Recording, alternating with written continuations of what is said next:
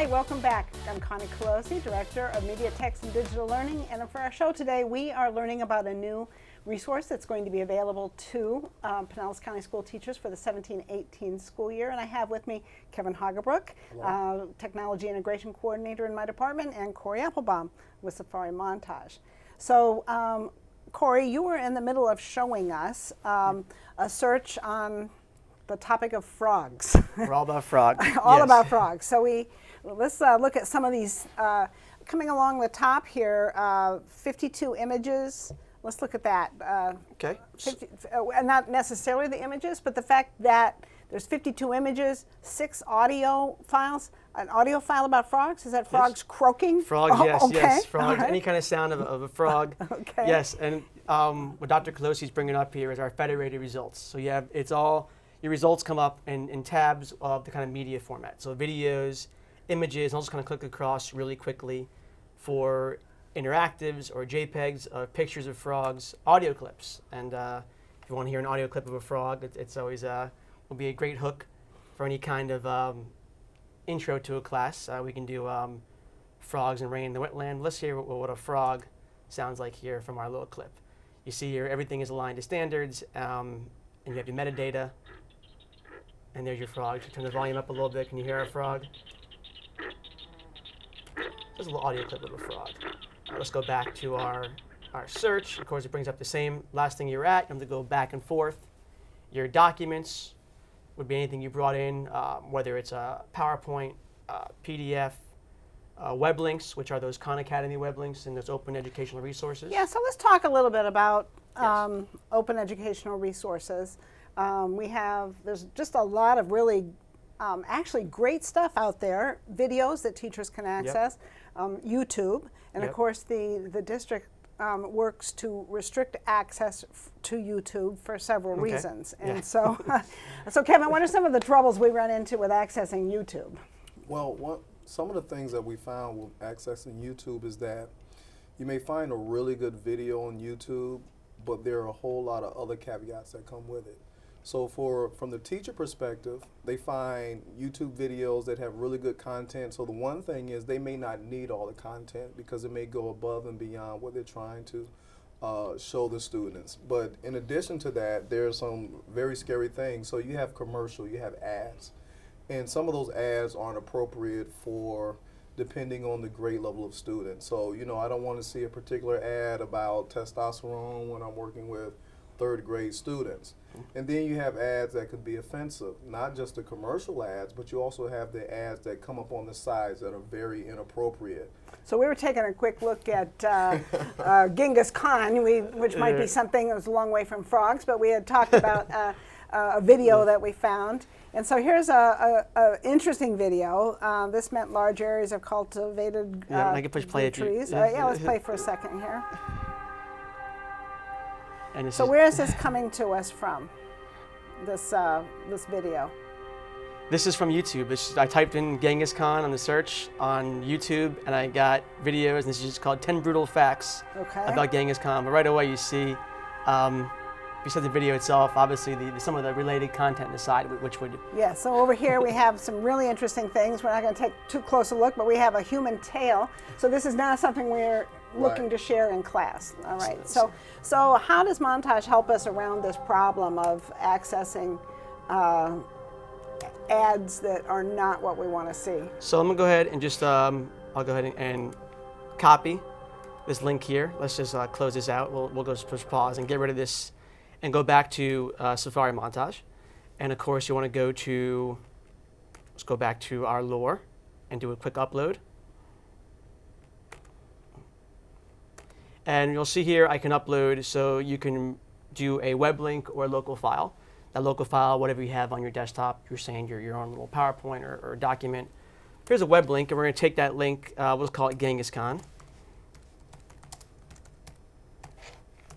Oh, look at that. I'm on live here, and I got nervous, and my typing skills came back. So you just pick the school. So here's where you would publish it. You could be Pinellas County Schools or Shore Acres Elementary, whatever school you'd want to do so. This media type shows you where that federated result if you want to come up in audio or video. So I want this as a video, and you take that URL and you go ahead and paste it. And now I'm going to go ahead and click save. Once I click save, you can now, it gives you that shelving. Here's that analogy on shelving. This is a list right here. It takes you through a guide. Edit your information, add your metadata, add attachments. You can add a worksheet that goes along with this. You can add some supplemental materials about Genghis Khan or some other thing that might be interest to the student. You can add quiz questions, standard correlation. So now I can go and add a standard. And we can correlate. So now you're taking that shelf and you're that object and you're really making it where you can find it again. It's searchable. It's correlated to a standard. It's now a smart object as opposed to just something that you have sitting on your desktop. And that's that big point where we're talking, going back to in the very beginning, that very excited Pinellas County is going to be having for the teachers and their students. So we're sort of doing all these correlations or quiz questions. We'll just show the video what it looks like inside of Safari Montage. So now I go and click play.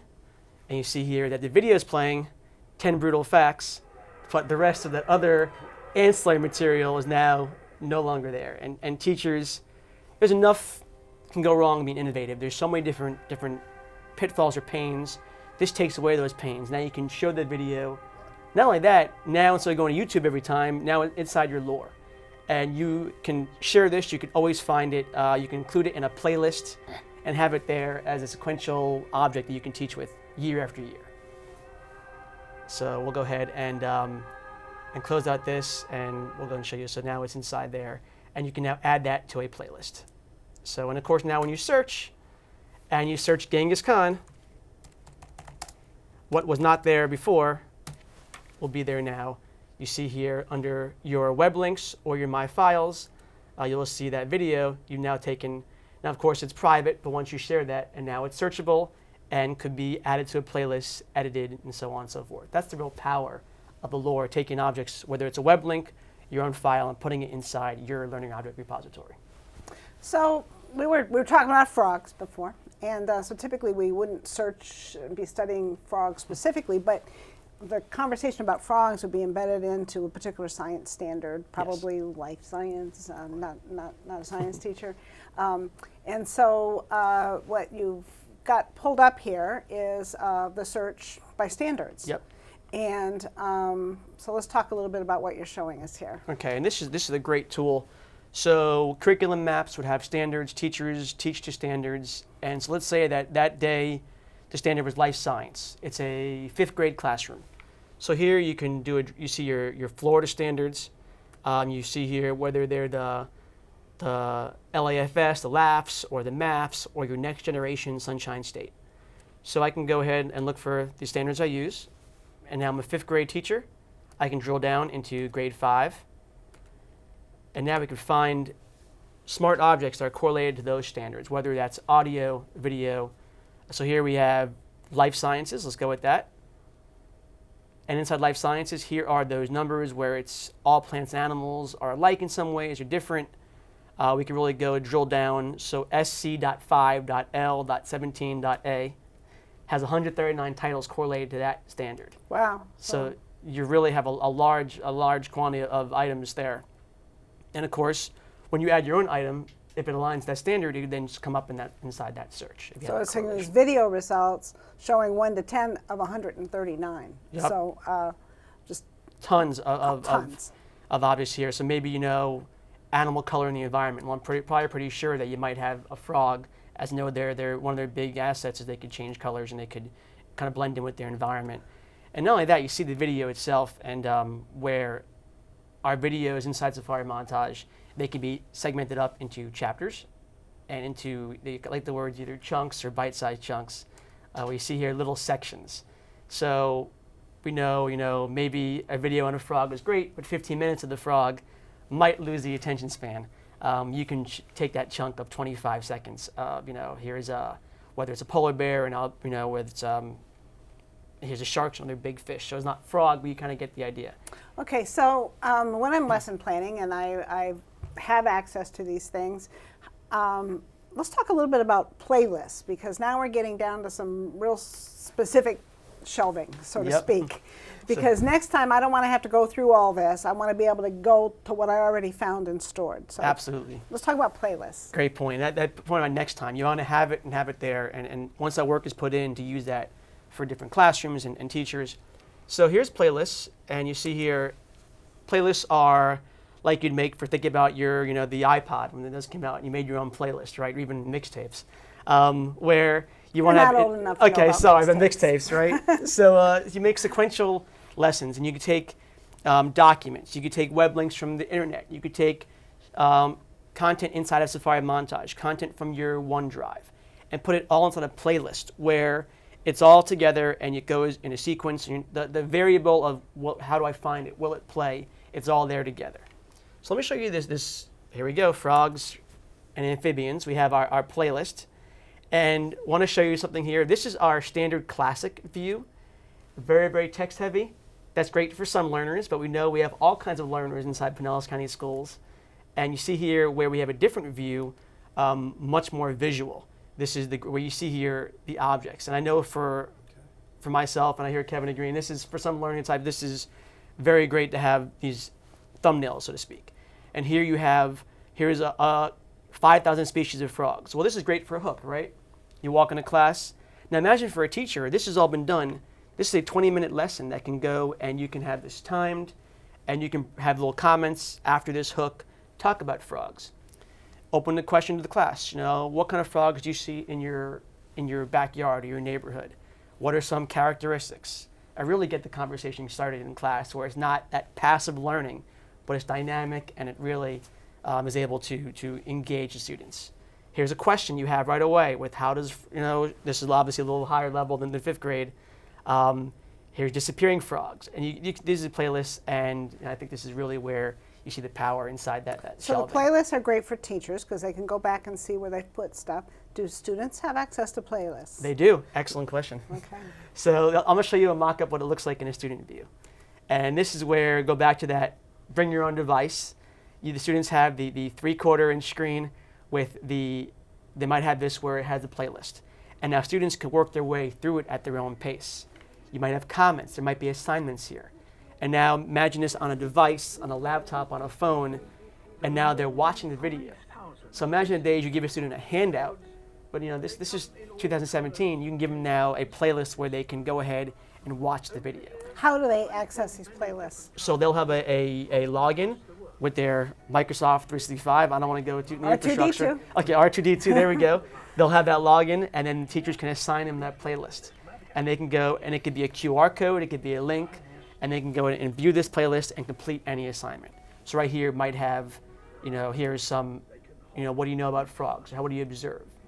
And this is really that different really learning style that's really big on engagement and having them part of a learning process. Choose your own adventure book. They can now choose how they receive their teaching, which is a big thing with choice, and personalized learning is always another one of those big buzzwords we use. So real quickly here, Yes. how tricky is it to learn this? What have you found in other experiences in terms of big district implementations? Give me just a minute or two on that idea. Okay, perfect. And I want to show you, I'm glad you mentioned that, because we have a great new feature here inside Safari Montage about that. So in districts, the learning point, so you're going to have the login.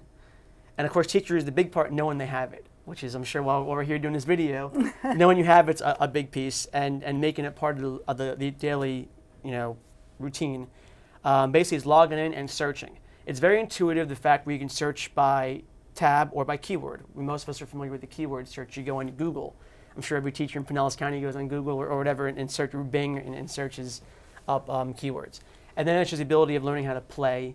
And the playlists are a little more advanced, where you have to go and learn how to naming. You might have certain naming configure where you want to have it, where they call it a certain naming convention. Yes, for sure. All right, well, And- there obviously is a lot here to learn, and I think it's going to be a great resource that, like you said, the number one thing is letting people know that we have the resource available, Yep. and we're going to have people that jump right in and figure it out for themselves, and then we'll have some other people that will need some further assistance with that. That's one of the things Kevin can help us with. And so we're excited to see how Safari Montage and our Learning Object Repository is going to make things easier for teachers and students. Yes. Excellent. Thanks for being here. All right, thank you very much. Thank you. Thanks for joining us today, and I hope that you will join us next time when we look at the Emma Awards for elementary school students.